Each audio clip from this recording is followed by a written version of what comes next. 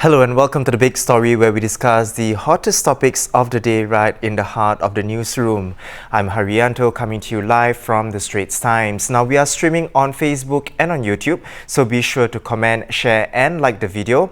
While you are at it, click the bell to be alerted of our videos. Now, I will have my newsroom colleagues joining me in this show to talk about the stories that got you talking today. Now, first up, the job market doesn't look good, especially in the first quarter of the year. According to the Ministry of Manpower's latest labour market report for that period, retrenchments rose as the manufacturing sector shed staff, while job vacancies also dropped for the first time in 2 years. Economists now believe this marks a turn in the employment cycle, while with the labour market turning soft. Now, jobs may be harder to find and hold on to in the months ahead. To tell us more, I have business correspondent Seow Bei Yi with me. Welcome, Bei Yi. Now, Bei Yi, could you quickly summarize, the main findings of the report? Which sector is affected the most, and which sector is relatively still safe? So, according to the report, which is about jobs in Singapore, the manufacturing sector has taken a hit, and in particular, I think jobs from the production and electronics side, they are, among those that drove this increase in retrenchments that we saw.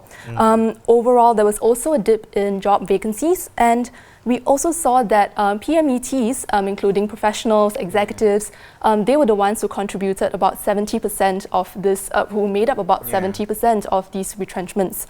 As to which sectors are safer, from what we understand, the ICT, Info Communications and Technology sector is one of the areas of growth, and so is healthcare, and so are like professional services. And of course, what are some of the reasons that have been cited, for this economic slowdown? And of course, the question is, should we be worried? Well, there are a mix of factors behind this slowing economic growth that we see. So one of that is the globally, there's slowing demand for electronics, and coupled with that is China's economic growth. That is also slowing down. And to top things off, the US-China trade war has been escalating in the recent months. So that really has sort of dampened sentiment. Bei, it's interesting that you actually brought up the US-China trade war. And really, sometimes we wonder, external events like this, they may or may not contribute to the slowdown. How do external events like that affect things in Singapore?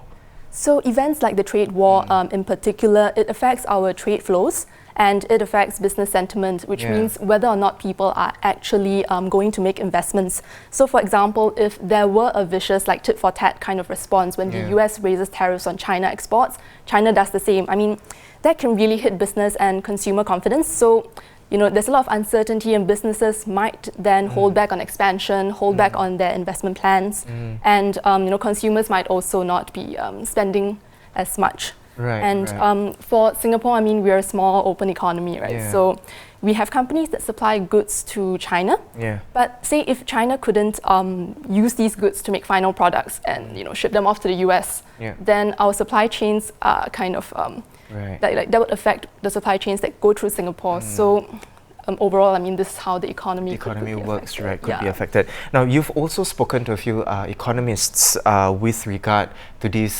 situation right now, and of course, financial experts as well. And they've given their forecasts. What is their forecast for the coming months? Does it look bleak? Are we good to go? What have they said?